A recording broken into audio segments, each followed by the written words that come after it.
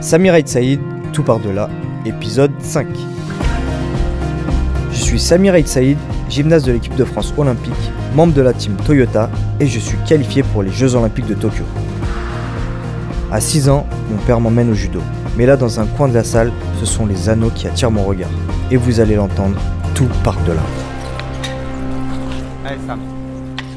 Allez, tu bloques. Ouais, c'est mieux ça. Je suis gymnaste et ma spécialité, c'est les anneaux. Donc moi, je suis accroché sur les anneaux, tel un singe. On est constamment en train de contracter tous les muscles du corps jusqu'au dernier. Ok, la croix de fer. Ouais, pas mal, pas mal. Quand le corps brûle, on pense à pas lâcher. Quand on est sur les anneaux, qu'on a les bras tétanisés, les avant-bras en feu, il n'y a rien qui touche le sol. Ni les pieds, ni la tête, ni les mains. Et on a l'impression de voler. Allez, petit pile chute là. Allez. Bien. Je m'appelle donc Rodolphe Boucher, je suis entraîneur de Samir depuis 2015. Physiquement, musculairement et au niveau de la traumatologie des épaules, les anneaux, c'est la grêle le plus dur. Parce que on fait tout uniquement à la force des bras. Là où Samir est exceptionnel sur les anneaux, c'est qu'il a une énorme puissance, une énorme capacité à pouvoir se projeter lui-même. Et de ça depuis tout petit, c'est génétique. Ça fait de lui l'un des 5 hommes les plus forts du monde. D'autres gymnastes vont s'entraîner toute leur vie pour essayer de le faire, ils n'y arriveront jamais. Lui, naturellement, il le fait. C'est ouvert. Hello! Salut. Ça va, maman? Ça va et toi? J'ai commencé la gym vraiment par hasard. Mon père allait m'inscrire au judo. Et en fait, en allant m'inscrire, j'ai vu que la salle de gym où je faisais des cabrioles avec l'école était juste devant moi.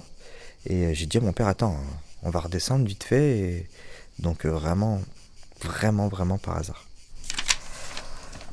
Alors, cette photo. Ça, c'est une photo où je devais avoir peut-être 6-7 ans. Ouais, 6 ans, c'est vrai. C'était mes débuts à Champigny-sur-Marne. Pour moi, on le reconnaît bien, quoi. À part la coupe de cheveux, mais on voit que c'est lui, quoi. Il a le même regard, il a le... T'as pas la même coupe, surtout. J'avais déjà plus de cheveux que maintenant, en tout cas. Pourquoi il est à la gym? Parce qu'il sautait partout. Il restait pas en place, c'est un enfant qui reste pas en place. T'inquiète, hein, je leur ai déjà dit. Donc, Tu leur as dit quoi? C'était un casse-cou? Chaque fois qu'il rentre en compétition, il rentre dans sa bulle, Samir. Il connaît plus personne, il rentre dans sa bulle, il fait ce qu'il a à faire et il regarde pas autour de lui ce qui se passe. Et chaque compétition, il est pareil, depuis qu'il est petit. J'ai la chance d'avoir eu des parents qui... C'était pas les parents qui vont te dire « Ouais, il faut que tu gagnes, il faut que tu gagnes, il faut que tu gagnes ». Moi, mes parents, ils savaient même pas à la limite ce que c'était de la gym. J'avais invité ma famille à Bercy. J'étais dehors, j'allais juste faire la compète, j'aurais fait un bisou, je leur donnais les places. Il y avait des gens qui étaient venus pour faire des photos et signer 2-3 autographes. Donc je signe et ma grand-mère elle me regarde et devant tout le monde elle me sort: aujourd'hui que tu vas faire le foot. Tu vois à quel point ma famille elle est impliquée mais sans être impliquée. Ils mettaient plus la pression à l'école. Parce que c'est normal. J'étais là-haut, je faisais semblant de dormir et j'entends mon père qui demande à ma mère le journal pour regarder les résultats du brevet. Et là j'entends: Samir, descends! Je fais semblant de dormir. Il a pas eu son brevet. Samir, descends! Parce qu'en fait je l'avais eu mon brevet. Mais pour te dire la différence, parce que si j'étais dernier en compétition, on m'aurait jamais dit: Samir, viens voir.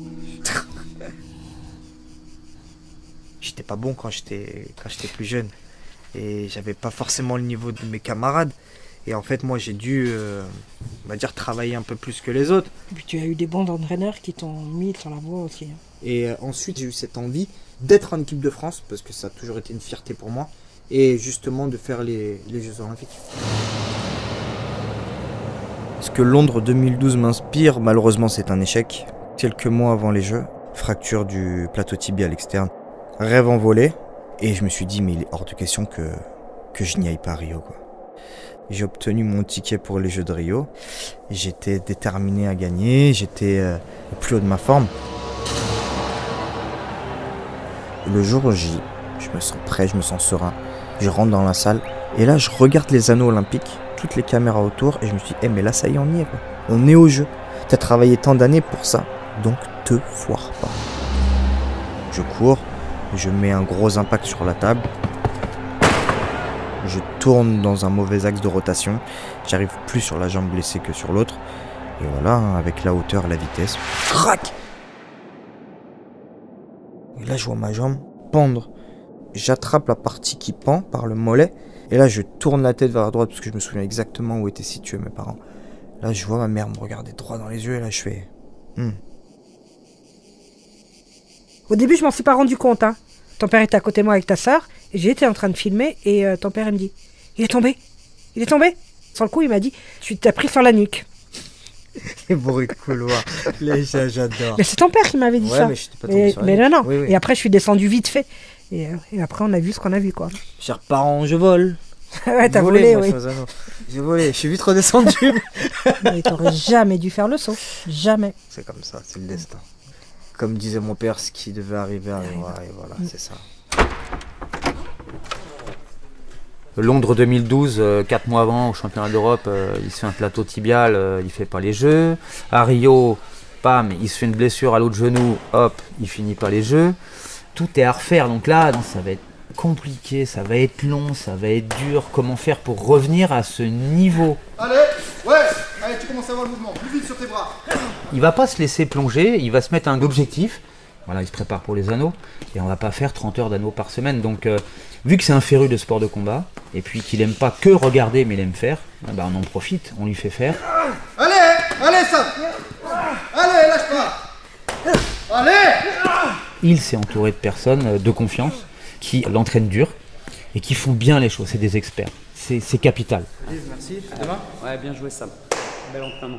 Tout ça, ça fait partie de la préparation Tokyo.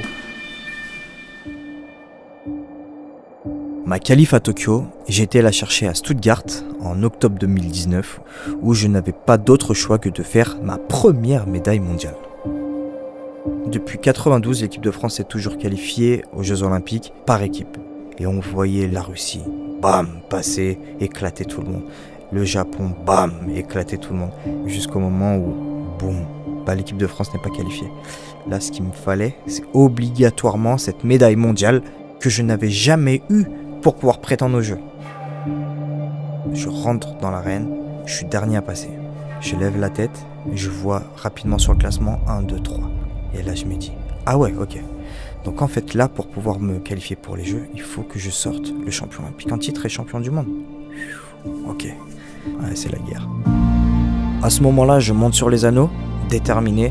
Je commence à faire ma première force. Je la monte sans problème, ma deuxième force. Un élan. Et là, je me suis dit, oulala, hors de question d'échouer. Si tu veux ta médaille, c'est maintenant qu'il faut aller chercher ta sortie parfaite.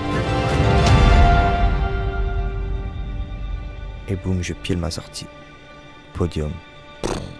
Oh là là là là. Ça a été un moment extraordinaire.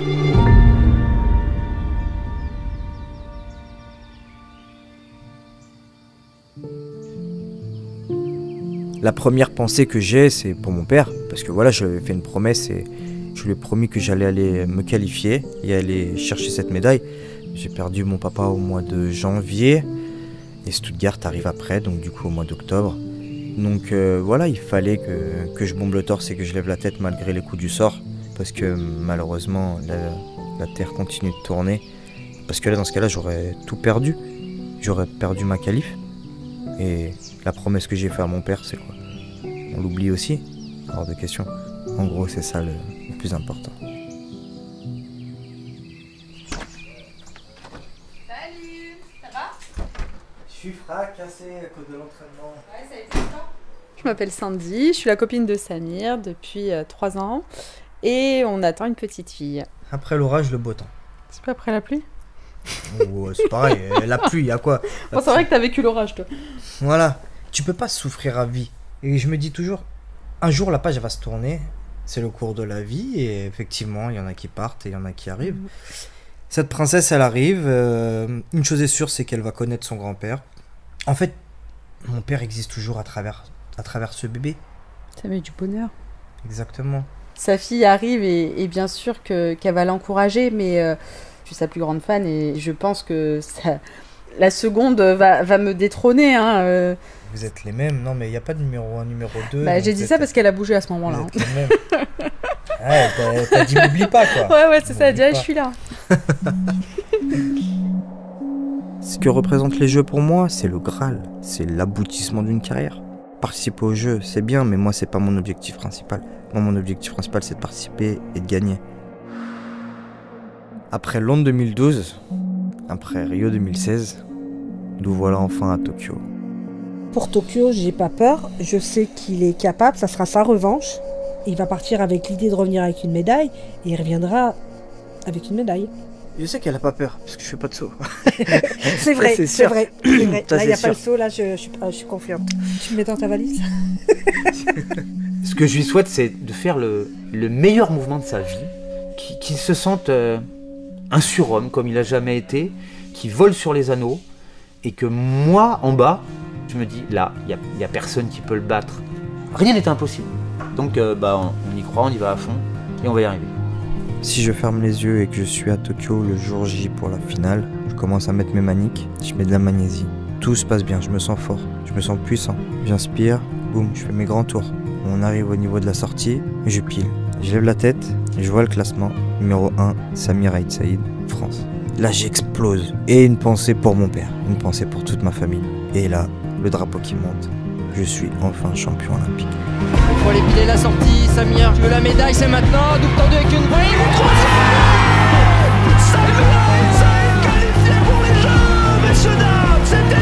Je suis Samir Aït Saïd, membre de la team Toyota, et je vous donne rendez-vous à Tokyo. A bientôt, sayonara.